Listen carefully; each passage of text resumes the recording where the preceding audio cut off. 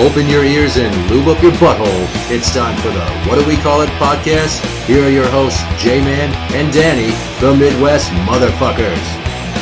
I'm going to the ghetto to copy a fix. I'm supposed to be well. Welcome to the What Do We Call It podcast. I'm Jmann. I'm Danny. And sitting in with us today is Neil. How's it going? I'm good. We're going to try this whole three-person setup on two mics, and hopefully it doesn't sound too fucky. Yeah, because we're not really set up for three people. No. Tonight, we're going to talk about something that's very dear to Danny's heart. Yeah, that's right. We're going to expose the bullshit club. Not even a club. We won't even try not to call them a club because they're not a club. A motorcycle club is what kind of club we're talking about, but in particular, the Iron Order. So the Iron Order MC is referred to on their own website as a law enforcement motorcycle club with very loose rules where they pretty much decided, hey, if you're a cop or you're a correctional officer or you're like an EMT or you're in the military, come on in, we'll have you. And they have a very loose structure of affiliation and joining up. And they don't obey any of the normal MC rules. They're just kind of doing everything fly by the seat of their pants at their leisure. And they're not exclusively law enforcement. Like, they're pretty much law enforcement and people who couldn't get into a real club. Like, last picked kids in high school. Right. And they're constantly having incidents where they go to biker rallies and have run-ins with Hells Angels or the Banditos or the Mongols. And the problem is you don't know which one is a cop or isn't a cop. So they'll basically walk in and start shit with everybody, and nobody can do anything because you don't know if you're assaulting an off-duty police officer. Which is a felony. Yeah, so it's a sticky situation. They basically went against everything that the clubs have been doing since, like, the 40s. You know, a couple of douchebags one day got together, threw this patch together, picked some random colors, and fucking went with it. Made up some bullshit after story or why this shit's important to them. Which, there's ways to do it. You gotta take that patch design and stuff, you gotta take it to the local dominant, which would be a 1%er club like Hells Angels, Mongols, Banditos, Warlocks, whatever's in their area. And you have to get that shit approved. And most of the time, as far as I know, it's not going to be approved. They're going to try to tell you, why don't you join a club that already exists? Why do you feel the need to start it? And if you don't have a good answer, they're not going to approve it. And the whole reason they do that is, well, we'll use them as an example. So they got this stupid looking piston design or whatever. It looks like a fucking Walmart t-shirt. And they picked black and white as their colors. Well, there's a well-known 1%er club that already has black and white as their colors. And that is? The Outlaws. Okay. People you don't want to fuck with. Right. But being that you don't know who's a cop, I guess they get away with it. And they've been getting away with it. It's kind of, like I said, they just go and start shit with anybody and everybody. And some of the fervor has been over on their cuts with their rocker design and their patch design. And they have, was it the 3-diamond shape? Well, they've got a diamond on theirs, and a diamond traditionally is the 1%er mark. You don't have that on your cut unless you're a 1%er. And the rocker meaning basically where you identify from on the very bottom of your cut, as you may see, like if you're familiar with Easy Rider or Sons of Anarchy, where on their rocker it would say Sam Crow, so you knew it was Redwood's original. Well, the way it works is the traditional 3-piece setup, which is what they've ripped off, is for 1%ers, outlaw clubs only. And the bottom rocker is the territory they're claiming in, which is mostly states. If you're not a 1%er club, you don't put that shit on there. That's like a big fuck you to the real clubs. And yeah, they don't give a fuck. They put on whatever state they're in and they roll with it. And the problem that they're running into is they go to biker rallies because they consider themselves a regular biker club. And they're getting into shit with the real biker clubs, the 1%ers. So members of Iron Order MC or one of their affiliates, for instance, recently went to Denver Biker Rally. That was a swap meet, actually. Was it? Yeah. So the Colorado Motorcycle Expo in Denver. And basically what happened is that a fight broke out and a member of the Iron Order shot somebody who was a member of the Mongols. And they also stabbed multiple other Mongols. I think there's like 7 altogether that were injured and 1 killed. So some guy There has never been a confrontation so much as a fistfight, and many 1% organizations have attended, including the Hells Angels, Sons of Silence, Banditos, Outlaws, Mongols, and many others. Pause right there for a second. Those names you just listed off, normally they don't get along, right? They see each other in places they're not supposed to be. It's going to be a brawl. But they all fucking get along at these swap meets. They're all there, present at the swap meets. Because it's respect for the culture. Right. Versus territorial beef. Exactly. Over what set you're with. They got morals. So the guy said, for 30 years this event has taken place. There's never been a problem until the Iron Order showed up. And the Iron Order member that fired the gun that killed the Mongol member, hasn't even been arrested. Yep, and that's just the latest in a long list of fuckery. What do we got? 1, 2, 3, 4, 5, 6, 7, 8, 9. I got 9. So, June 5th, 2013, Cheyenne, Wyoming. Iron Order has a conflict with members of the Los Lobos MC, which results in assault, minor injuries, and 2 arrested for weapons charges. No members of the Iron Order were arrested. They're also usually the first to call the cops, too. That's another thing in the biker world. Nobody is going to cooperate with the police. It's a code of silence. Right. Regardless of what happened. Even if they're in the right and have all legal ability to fuck someone over, they're not going to. And so what happens in most of these cases is it goes to trial or whatever, and the Iron Order will sit on the witness stand and talk all day long, but the other side won't say anything. They respect the code. So here's that big one we were talking about yesterday. June 19th, 2015. Members of the Reading, PA Iron Order chapter killed a woman named Tanya Falk, a student at Alvernia University.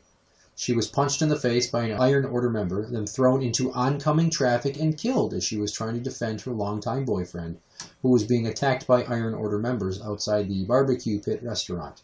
Berks County District Attorney John T. Adams ruled that her death was an accident and told the Reading Eagle newspaper no charges will be filed in relation to the accidental death. Now substitute in the Outlaws or the Banditos for the Iron Order, and I guarantee they would be going after the club as a whole almost, probably, if they could. May 9th, 2015, Madison, Indiana. Iron Order MC threatens an off-duty police officer outside a restaurant. That's all they give on that one. Yeah, that one's interesting, isn't it? So some of them are police officers, and they end up accidentally threatening an off-duty. So they try to pretend they're not cops when they're on their bikes. See, what I think their whole point is to make... Because anybody who doesn't pay attention is going to see the Iron Order and think it's just another 1%er club. Right. They're going to think they're like the Hells Angels or the Outlaws. So when they go out in public and start fucking around and acting like assholes, the general public sees that as bikers acting like assholes. They don't see one club. They just see the culture as a whole. So I think that's a lot of why they do what they do. They're trying to put a bigger black eye on the community. Right. Well, conversely, that's kind of like it with any community, though. You know, like when we talked about in episode 3, all the police violence, all the people that have been shot by cops. The outcry has been that the cops are killing too many people. Well, it's not all cops. It's a very, very small, minute fraction of the entire American police force that's getting violent like this. But they're clumping everybody together. Right. So these fuckers swoop in, acting like they're the real deal, and giving legitimate bikers a bad name. I know it's kind of funny to say if you're not in a club, you don't know people in clubs, you're not a part of the culture, say giving biker culture a bad name, because it kind of comes with a negative connotation, and whether deserved or undeserved. And that again comes with the whack way media reports shit. You know, they love to report a biker getting a DUI or getting into a bar fight, but not very often do they report on all the charity runs and how much clubs bring in for charity. The motorcycle clubs, including 1%er clubs, donate more to charities in 1 year than any law enforcement charity does. What was that ride that was going on like 3 months ago where they had one out of state and the cops were blocking the bikers from joining the ride along for the fundraiser? Do you remember that one? Oh, shit. I wish I would have thought of this when we were doing the research. Yeah, I don't remember. But you know what I'm talking about. Yeah, yep. Just Google bikers not allowed to ride fundraiser. God, what one was that? It should come up. Yeah, I've seen the video of it. Because they showed all these law enforcement SUVs and shit pull up and block the shoulder so the guys couldn't get off to get in line to ride. Yep. I've seen the video. February 21st, 2015. Meridian, Mississippi. Iron Order MC has a violent conflict with the Pistoleros MC and Banditos MC, which resulted in 3 shots. No Iron Order charged? I think every single one of these is no Iron Order charge. That's why they're all called. It's a known thing. Not a single Iron Order member has ever been charged in any of the shit they're involved in. Well, then, here's this next one. Will pretty much hit that point you just made. June 7th, 2014, Baltimore, Maryland. Iron Order MC versus Chosen Sons MC and the Iron Horseman MC in a bar fight. Result: an active police officer and retired officer, members of the Chosen Sons, were charged with assault and robbery. Which is another kind of funny one because the Chosen Sons is a cop club too. It's an all LEMC. Yeah, but they respect the code.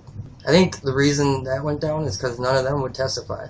Even though they were a law enforcement MC, they respected the culture and the code. Right. So when it came time to go up in front of the judge, they wouldn't do it. But the Iron Order, again, talked all day. Of course. And so at that point, you can make anything up because you know your opponents aren't going to say shit. You know, you could completely fabricate. You could say they came and out of nowhere and just started beating the shit out of them. And so they shot, you know.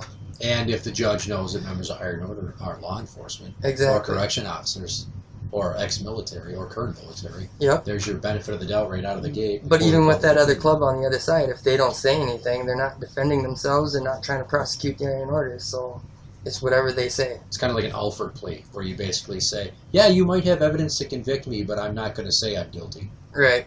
And the Iron Order is always the first to call the police, too. Here's the last two. June 26, 2014 in Jacksonville, Florida. Iron Order prospect Christopher Stone shot and killed a Black Pistons MC member in Jacksonville Beach after instigating a fight. Florida State Attorney Angela Corey outrageously ruled the killing was justifiable homicide, even though Stone shot the unarmed Tipton in the face while only a few feet apart. And she refused to charge the Iron Order member. What a joke, huh? April 27, 2014, Crawfordsville, Indiana. Iron Order MC is a conflict with the Sons of Silence MC in a business parking lot involving bats, firearms, knives, and injuries. No Iron Order members charged. You seen a pattern here? Yeah. So basically, when Danny first posted about these guys, like it was just like a banner link to a website of Iron Order MC, and I clicked it and I started reading through their website, basically like garnering as much info as I could because I couldn't tell if you were for these guys or against these guys. Could you just post it and didn't give me any like heads up first? Like, why would he be okay with that? I'm fucking puzzled here. And then I asked him, I'm like, so are you with these guys or against these guys? He's like, way fucking against these guys. These guys are constantly getting involved in all kinds of shenanigans and fuckery. And like when I was reading about their rules, they're frequently asked questions. Everything's like, why do you do this? Why do you do that? Well, we don't like to pigeonhole ourselves by this. We don't necessarily feel we need to meet this standard of 1%er culture because we're not a 1%er club, so we do things our way. And they don't want to be supposedly known as a 1%er club. They don't want to be part of that, but yet they fucking copy the designs, wear the three-piece patches, roll around like they're fucking badass, but they don't want to be. Well, why in the fuck are you doing that then? Are you insane? And then to call the cops and puss out like that every time, every incident, it's like, I don't know. I'm at a loss for words on the fuckery it is. You know what it reminds me of, though, is remember when Vince McMahon started the XFL? Yeah. Okay, it's the same basic concept, but he's like, I'm going to do things my way, and we're not going to be like the No Fun League. And he was basically like, fuck you, the NFL, doing his own thing, but it's like a complete knockoff. And it was kind of entertaining. It was more of a sideshow than anything. It was a novelty. The difference is, though, is that's NFL. NFL didn't have to fight for what they're doing. Right. Like, there's long history. The bikers are the ones who fought to get the freedoms to do this shit. Most of the bikers in other clubs are also ex-military. Okay? The military being involved in the Iron Order, I think it's just a few fuckheads. Because most of the military that are in real clubs. Right. They have the respect. That's what the clubs were originally built behind, is guys coming back from the military. And that article that I had you reading where it talked about where they're considering an army ban on Iron Order membership. Yeah, it looks like that might help a little bit. But their numbers aren't coming from the military. It's mostly law enforcement and correctional officers, and like I said, rejects from other clubs. Right. So I don't think that's really going to affect too much for them. They got a whole list of fuckheads that want to join up. In the beginning, I think all you had to do to join up was send in $40 in the mail, and then they sent you your patches back, and you're an instant biker. So a half a dozen dickbags with bikes in some random city somewhere could order their patches, then get them stitched with the city they rep or the territory they want to represent, and a charter just springs up, and it's loosely affiliated, but it's not like they keep in contact, you know. There's not like a summit of all these Iron Order charters that are getting together the same way a respectable 1%er clique would. No, they are. They are now. But not like not in the beginning where it'd be like a full nationwide summit. Their numbers, I don't know. There's a lot of them around. I seen a lot of these dickheads in Elk River last year. Yeah. And I just laughed at them every time. But they just want to ride. No, they want to roll around and try to look and act like badasses. This fuckhead, dude, there's a fuckhead in Walmart wearing his cut, just fucking walking around with his old lady pushing a cart buying groceries. And then I saw him again when I was leaving. Yeah. He got into a car, in the passenger seat of her car. Riding bitch with the old lady. Wearing a cut, which real bikers know is a big fucking no-no. You can get suspended, fined. You don't do that. Your cut is like your Bible. It's the most sacred thing to them guys. And these assholes just disrespect their own colors. You know? It's infuriating because there's nothing you can do about it because they're fucking cops. So clearly, if you can't tell, Danny is a strong supporter of MC culture. Yes. And I would fall on the same line as him. I'm kind of on the fence. I'm not really for it or against. Like, I don't ride, and I wouldn't and couldn't because of what I do for a living join an MC even if I wanted to. You could join an MC. You just couldn't be a 1%er. Right. Or an outlaw club. So it'd be me and a bunch of like Boy Scouts that want to be bikers. Other prison guards. I think there's prison guard clubs. That's the thing. There's cop clubs. And it's totally fine. They get along with the 1%ers and they respect the culture. But they don't fucking try to copy the 1%ers. Their patch is a single one-piece back patch. It doesn't claim territory. They don't roll around trying to intimidate other bikers, piss off other bikers. They don't go into territory that's known 1%er territory. They ain't gonna go to the bar where the Hells Angels hang out and try to fucking start shit with them. You know what it'd be like? It'd be like when Pee Wee Herman in Pee-wee's Big Adventure walked into the biker club. Remember that shit? Vaguely. Kicked all the bikes over or something. He accidentally knocks the bikes over and they're going to kick his ass and all of a sudden on the side of his mouth it's like, I think we should let him go. And they're like, no! That's how I feel it would be. Right. You know, but it's not just Iron Order MC when they're dressed as bikers getting away with shit, because we can't talk about this if we don't talk about Waco. Yeah, that was you want to get into Waco? We might as well touch upon it for time. We're only at so many minutes, so back in May, this was an assault on bikers, straight up perpetrated by the police of Waco. And we all know Waco has a great fucking record with their cops. Right. Branch Davidian and all. Down in Texas, they got what's called the COC, or it's the Confederation of Clubs and Independents. It's like a council of the clubs. It keeps the peace of all the clubs. So, the Banditos are the dominant down there. Right. Okay, there's 1%ers, and then there's 99%ers. Okay? The way I look at it is the 1%ers, or the outlaw clubs, are like the professionals. Right. They're like the major league of MC. That's why they're called the 1%. Well, that's not why, but right. It's a dual purpose why, but those are the guys who live the shit. They fucking stand up dudes. That's all I'll say. They're like the Navy SEALs, okay? And then 99%ers are like the rest of the armed forces. Yeah. So that's the dominant, is the Banditos down there. And there was a bunch of Banditos there, but then there are also a whole bunch of other clubs, 99% clubs. Independent riders. So riders that aren't in a club, but they're involved in the biker community. So they're having their monthly meeting, like they do all the time. And I think it was, like, not the first time they did it at this restaurant either. And it's always gone off without a hitch. It's always civil. There's no fights that break out at this thing. It's like a city council meeting for the bikers. Now, wasn't it one cop that set off this chain of events, I thought? I don't know. It's February now. This happened in May, and the details are still very murky. And there's still people sitting locked up for this shit that haven't necessarily gone to trial yet. I don't know. I think there might be one or two.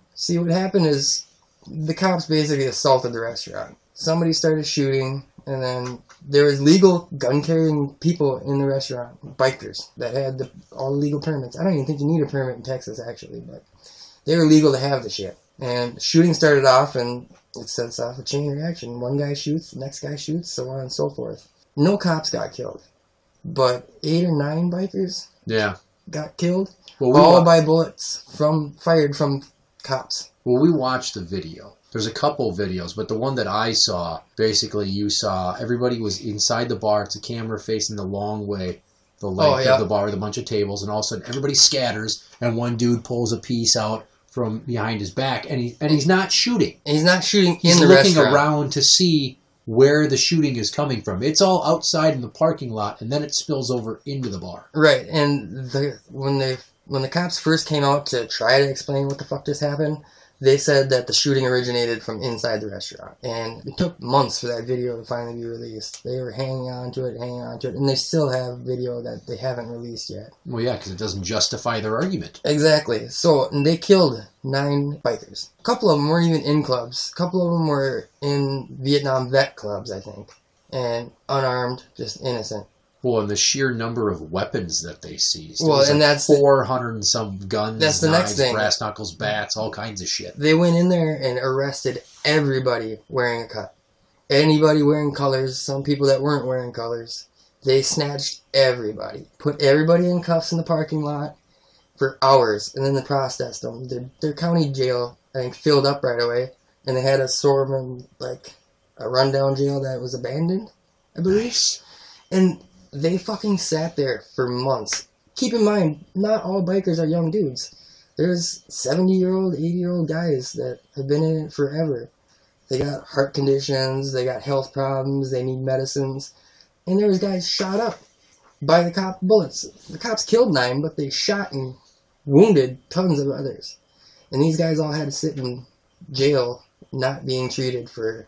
And then, when they all went to court, they all got $1 million bail. No evidence that anybody did a damn thing, but they stuck them all with $1 million bail. I don't know how many people you know that can bail themselves out at $100 million or at $1 million. That's $100,000. Yeah, you're putting up your house as collateral, basically. And most bikers are, family guys. They're not these Lone Rangers just meandering around on their bikes all the time. They got families, they got jobs. So, would you lose your job if you couldn't go to it for a month? Yeah. Yeah. Yeah, just about any job unless you're self-employed. I'm lucky. I think I could get away with it, but I don't know a lot of people who could. Well, clearly I couldn't. Yeah, your job's an ass. They'd be like, so we noticed that you're locked up. Oh, what gave it away? Well, we checked the booking rosters and your picture and name were in there. So we're going to have to put you on administrative leave until we figure something out. Just the sheer number of people arrested that day, though, it would have taken them probably a week to figure out you got arrested. Well, I just want you to, when I was out on the street, I had 2 sets of cuffs. We figured, what, a couple hundred people, at least 100 people got arrested. It was 177. Okay, so it's not like there's an oil drum full of old sets of handcuffs laying around at most departments, PDs, and sheriff's offices. I don't know where the hell they got. They had to, zip tie everybody. And even then, what does Waco just have, a Costco amount? That's the fucking other thing. Zip ties for locking these dudes up? It wasn't just Waco PD that were there either. Okay, so, they claim the shots happened, and then, witnesses said that instantly it was like a fucking raid. The shots went off, and then they were surrounded by cops. Well, what were they doing? Just fucking watching the COC happen? Where they just surrounded them with all these personnel? There were sheriffs there, there were DEA, ATF, all the alphabet boys. If I recall right, there were people there in fucking riot gear with their assault rifles, right, virtually right before the shit popped off, and right after. It went to full tack mode. Yeah. And it was crazy. So what, were they just fucking psychic and knew some shit was going to happen? Even though some shit had never happened? There's no justification for it. They just, basically, it sounds like the law enforcement community in Waco and the surrounding jurisdictions knew that all these clubs were getting together at this place, and they wanted to see if there was anything going on. Basically, they're fishing. Right. They're fishing for any sort of presumed illegal activity. And the whole standard of you're innocent until you're proven guilty. Well, it's bullshit. Fuck yeah, it is. Like I said, you had a shitload of innocent guys. I'm not saying they're all innocent. It's a fucking large group of people. You get 177 people together, I don't care if it's bike clubs or fucking church clubs, you're going to have a handful that have warrants. You're going to have a handful that are just fucking dickheads. It's just numbers, okay? So what gave them any fucking right to go in there and just kick the door down like that? It sounds a lot like what happened here when the Republican National Convention was in town in St. Paul. And they had some protesters that got a little violent, threw bottles and rocks. And then they mass arrested dozens of people. Right, but the big difference is they fucking gave them a reason to come in and start fucking around. Yeah. The COC didn't give them any reason to go fuck around. But the COC works with the city governments, the county governments, state governments, whatever. They help with motorcycle safety laws and motorcycle safety classes. This isn't a fucking meeting of a militia.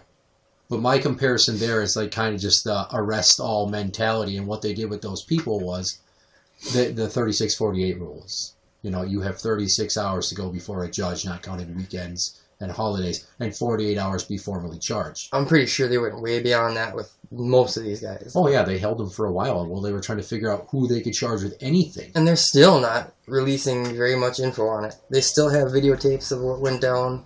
And you know the cops have their own tapes too, right? Well, it's a lot like the shootings in Chicago, where they have Laquan McDonald. It took a year for that video to come out of that cop shooting him as he's walking away. And that's the strategy these days is, I mean, they fuck up and everything's on tape. You got your dashboard cams, your body cams, and they have all this footage that they don't know what to do with. It's not necessarily public domain yet. You got to do a data privacy request form to get Freedom of Information Act? Yeah.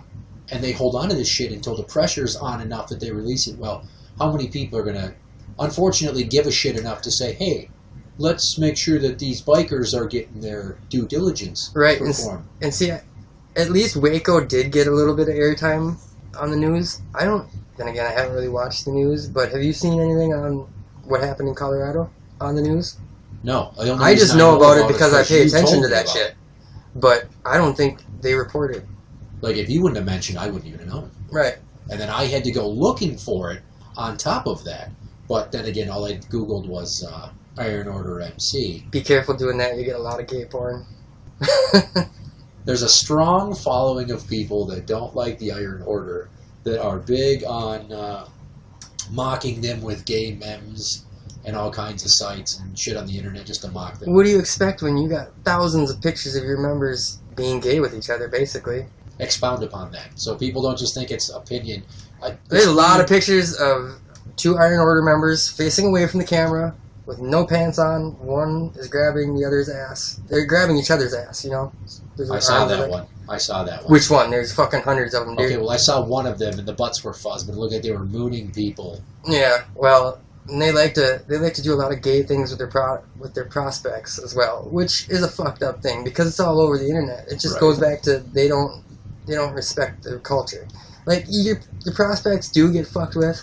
It's like hazing, just like anywhere else. It's the new guy, but you don't do that in public, and B, you have a little more respect for him because this guy is going to be your future brother. I'm going to pause you for 1 second there. Neil, how many times have we seen each other's butts? Too many. Too many times. Incidentally, while we're mooning cars, drive-by moonings. So yes, when you're with your buddies, that stuff's funny, but we're not grabbing on each other's butts. Right. So there's a fine line between hanging out with your buddy and doing goofy shit and then blatant homoeroticism, which it sounds like a lot of this is. Just Google the Iron Order and then go to images. Read their website. Well, yeah, but I'm saying if you want to see the extreme gayness of their club, all you gotta do is look at their images. Just Google search it. Just Google search Iron Order them. MC gay. Yeah, you don't even have to do gay, dude. You just put IOMC, and I guarantee you, there'll be all kinds of it. You don't have to even get specific with it. You don't even have to put in gay. No, it's synonymous for gay. You ask any real biker what about the Iron Order, and they're either gonna, well, first of all, they'll just say that they're all pigs. That's the general census. Right. And then the second answer will be gay. Fair enough. Yeah. Any parting words that you would like to put out there? Fuck the Iron Order. And I will concur on that. Yeah. So this episode's strictly on the Iron Order MC. Obviously, it's a short one. Which is kind of shitty to be giving them time like this, but it's almost a public service announcement. If you see these fuckheads, these are not bikers. They are not representative of bikers. They are their own club of gay cops. But, conversely, they may try to act like they're hard asses around you, like they're badass biker boys, and they're not. So pay attention. If you see a club riding down the interstate and they're passing you by, pay attention to their cuts. Read what's on their rockers. And get the fuck out of the way. Yes. Regardless of who they are, they're on a bike. Just move. Don't fuck around. Nobody likes that shit. Well, I think that's going to do it then. Yeah? All right. Well, for the What Do We Call It podcast, which is available on YouTube and on Facebook at facebook.com/groups/What Do We Call It podcast. On Spreaker at www.spreaker.com/user/What Do We Call It podcast. That's a mouthful. I know, but I learned it. On Twitter, we are at WDWCI podcast. I got that one. Good job. All right. Well, I'm Jmann. I'm Danny. Say something new. Thanks. And that's the end. Carry me away from the sun of your